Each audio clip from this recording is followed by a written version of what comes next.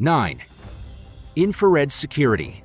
The White House is equipped with all the common-sense security features one would expect, including bulletproof windows, a fence, and alarms, as well as armed guards.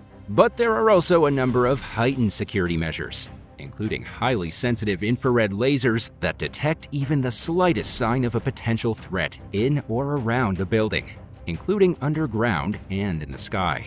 The system picks up on even the slightest changes in temperature, and it alerts security to any potential threats. There's also a roof-mounted radar that monitors for any flight activity within the 15-mile flight-restricted zone surrounding the White House. And in the event that someone flies into the zone, there are a number of strategically placed surface-to-air missiles throughout Washington, D.C. that are capable of intercepting unauthorized aircraft. 8. Super secure fencing. One of the White House's more visible security features is the 10.8-foot-tall wrought iron perimeter fence that surrounds the 18-acre property. It looks like a normal fence, but it's likely the most secure fence in America. Perched atop crash-resistant concrete footings and topped with barbs to prevent anyone from climbing over, it's also equipped with sensors that detect any signs of pressure being applied to the bars. The first White House fence was commissioned around 1801 by Thomas Jefferson. By 1808, he replaced the original wooden post and rail structure with a stone wall. There was also a ha-ha wall, which was built into the ground to prevent cattle from grazing into the garden while offering an uninterrupted view of the grounds. The White House upgraded to wrought iron fencing between 1818 and 1833. In the years since, the fence has been updated, expanded, and replaced to accommodate the property's need for increased security and protection. Different parts of the White House grounds were opened and closed to visitors over the years, depending on President's wishes, the Secret Service's recommendations, and the state of national security at any given time. Construction on a new perimeter fence began in 2019, with a projected completion date in 2023. The new barrier will consist of 3,500 feet of steel fencing, with wider and stronger posts, and the height of the fence is being increased to 13 feet. Much like the structure it's replacing, it's equipped with anti-climb and intrusion detection technology. 7. A drone security breach inspired the use of security drones. An off-duty government employee exposed a major White House security fault in 2015 when he flew his recreational drone onto the property at 3 o'clock in the morning without triggering its radar detection system. The operator lost control of the drone, causing it to crash into a tree and alerting Secret Services officers to its presence. Measuring roughly 2 feet in diameter and weighing less than 2 pounds, the drone was too small and was flying too low to be detected by radar. Ironically, the incident happened just days after the Department of Homeland Security addressed concerns about the dangers posed by drones during a meeting in Virginia. Officials were particularly worried about the possibility of someone flying a drone with explosives attached to it onto the White House and other government properties, as well as the potential for drones to be used for launching chemical and biological attacks. Since then, the White House has implemented its own collection of security drones, which function as moving security cameras and are equipped to take down intruding drones should the need arise. 6. It's supposedly haunted. Like many historic buildings, the White House is rumored to be haunted. 10 people have died on the property, including Presidents William Henry Harrison and Zachary Taylor, 3 First Ladies, and Abraham Lincoln's son, Willie. Abraham Lincoln claimed that he received regular visits from his son's ghost. The president's wife, Mary Todd Lincoln, said that she saw Willie's spirit standing at the foot of her bed. And while Honest Abe himself did not pass away in the White House, legend holds that his ghost roams the property, with most reported sightings occurring in the Lincoln bedroom and the Yellow Oval Room. White House doorman Jerry Smith was the first to report seeing Lincoln's ghost in 1903, when he told a newspaper about the encounter. Several notable figures have also claimed to see Lincoln's ghost, including Lady Grace Coolidge, World War II-era British Prime Minister Winston Churchill, and Queen Wilhelmina of the Netherlands. Legend also has it that the iconic president's spirit visits the White House whenever the country is in peril. He's often seen wandering listlessly down the second-floor hallways and lingering near windows. Not all of the White House's ghosts are seen. Some resident spirits are infamous for making noise. Harry Truman was awoken late at night to the distinct sound of someone knocking on his bedroom door. After double-checking to make sure nobody was in any of the surrounding rooms, he locked his door and went back to bed.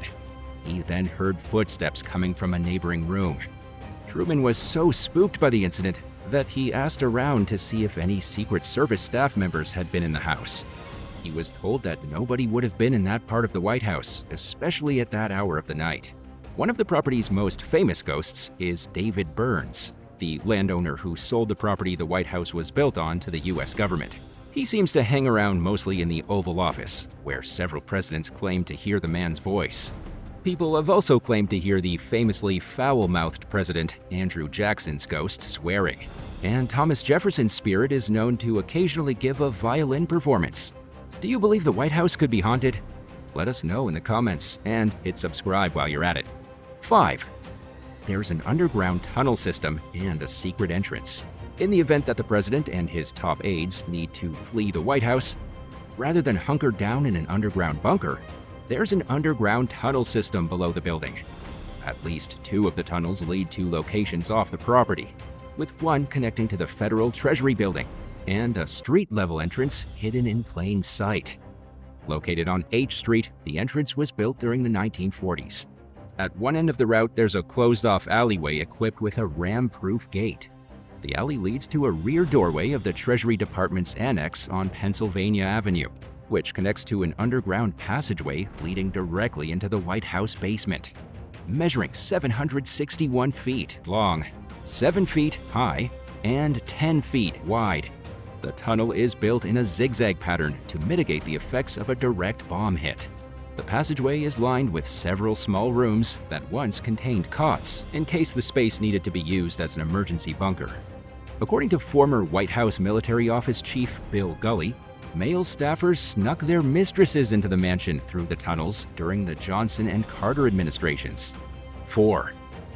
It's a lot bigger than most people realize. From the time President John Adams became its first resident in 1800 until shortly after the Civil War, the White House was the biggest home in the United States. Even by modern standards, it's an extremely large residence, boasting 55,000 square feet of living space across its 6 floors. It has 132 rooms, including 35 bathrooms, as well as 8 staircases, 3 elevators, and 28 fireplaces. The building that most people recognize at the White House is also known as the Executive Residence. Consisting of 4 floors and a 2-story sub-basement, it's where the president and his family live, and it also contains rooms for entertaining and hosting official ceremonies. The Executive Residence is flanked by an east and west wing, which are connected to the central structure via 2 colonnades. Most official business is conducted in the West Wing, which houses the Oval Office, the Cabinet Room, a meeting space known as the Roosevelt Room, and a small theater known as the James S. Brandy Press Briefing Room. The West Wing is also home to a highly secure ground-floor intelligence center called the Situation Room.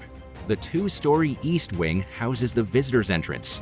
Built in 1942 to hide the construction of the nearby underground Presidential Emergency Operations Center bunker, some First Ladies have used it to house their offices and staff. The 18-acre property surrounding the White House boasts a golf course, swimming pool, tennis court, and a jogging track. 3. There's an in-house dentist and medical clinic. The White House's sub-basement and mezzanine levels house the property's air conditioning, heating, electrical, and other utility systems.